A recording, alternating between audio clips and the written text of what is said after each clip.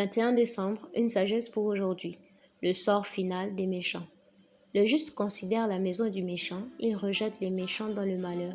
Proverbe 21, 12.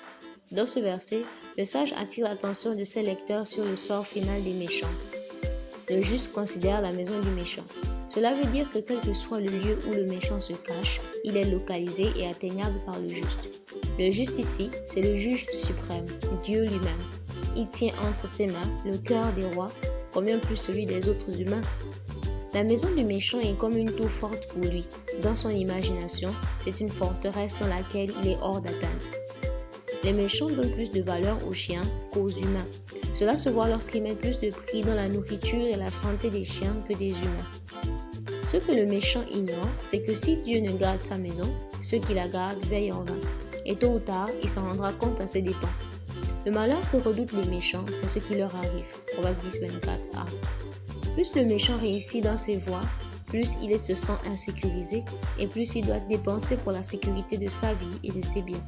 David a témoigné: « Je me couche et je m'endors en paix, car toi seul, ô Éternel, tu me donnes la sécurité dans ma demeure. » Psaume 4, verset 8. Le problème du méchant, c'est son incapacité à admirer la beauté et la grandeur de son prochain par rapport à toutes ses possessions. Le malheur du méchant, c'est qu'il a mis sa valeur dans les biens de ce monde. S'étant identifié à ces choses, il finira là où elles finiront. Jésus dit: « Malheur à vous qui êtes rassasiés, car vous aurez faim. » Luc 6, 25a. Jésus fit cette mise en garde foule en vue de ceux qui se suffisaient et se persuadaient d'être justes par l'observation de la loi de Moïse. Vérité, ceux qui se croient heureux sans Jésus sont en réalité les plus malheureux. Application: cherchez mon bonheur en Jésus seul.